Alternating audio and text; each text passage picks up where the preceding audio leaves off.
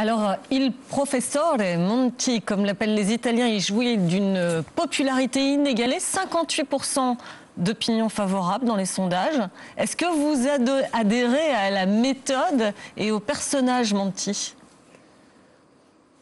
Oui, je pense que le gouvernement Monti représente un pas en avant formidable pour l'Italie, surtout si je pense d'où nous venons. Rupture de style, oui.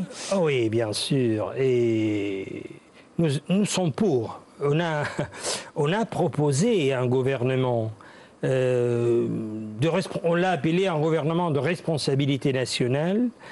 Et je pense que ça a été possible aussi pour ce que l'opposition a fait. Ça veut dire, nous avons conduit la lutte contre Berlusconi, mais nous n'avons pas demandé les élections parce que la crise économique et financière est très grave. C'est à mon avis, la responsabilité empêchée de faire des élections immédiates.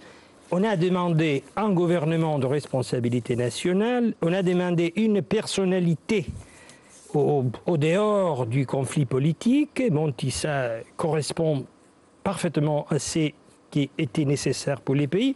Je les connais très bien. Moi, j'étais président du Conseil des ministres. Moi, je l'ai nommé commissaire européen à l'époque. On a travaillé ensemble. Et ce n'est pas un professeur, c'est un professeur qui a une expérience politique primaire. Sa cure d'austérité passe bien quand même auprès des Italiens. Elle a l'air très sévère, quand même vigoureuse. Rigoureuse. Malheureusement, ça c'est nécessaire. Le problème, c'est que tout le monde comprend que ce n'est pas la responsabilité de Monti, c'est la responsabilité du gouvernement qui nous avions avant.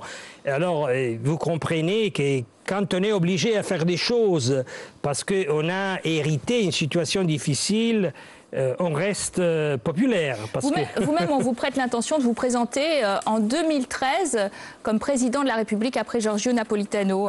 Vous vous voyez président de la République italienne et pourquoi faire? Vous savez que chez nous, le président de la République est élu dans le Parlement. Et ce n'est pas comme en France, et il n'y a pas de candidats. Et normalement, s'il y a des candidats, ils ne sont pas élus. Alors, il n'y a pas de candidats pour ça. Et je pense que le problème que nous avons maintenant est soutenir les gouvernements, aussi parce que le gouvernement est en train de récupérer, par rapport à l'évasion fiscale, par exemple, des impôts. Ils sont en train de récupérer des mesures qui étaient les mesures du centre-gauche à l'époque. C'est pour cela qu'il faut les soutenir. Et en même temps, il faut préparer les élections. Ça veut dire qu'après Monti, j'espère, je crois, en Italie, il y aura un gouvernement de centre-gauche. Ça sera en 2013.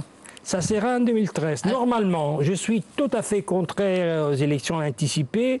Il faut laisser le gouvernement travailler jusqu'à la date prévue par la Constitution. Massimo D'Alema, merci de votre analyse pour France 24 et RFI. Merci à vous et à très bientôt sur nos deux antennes pour plus d'informations. À très bientôt à tous.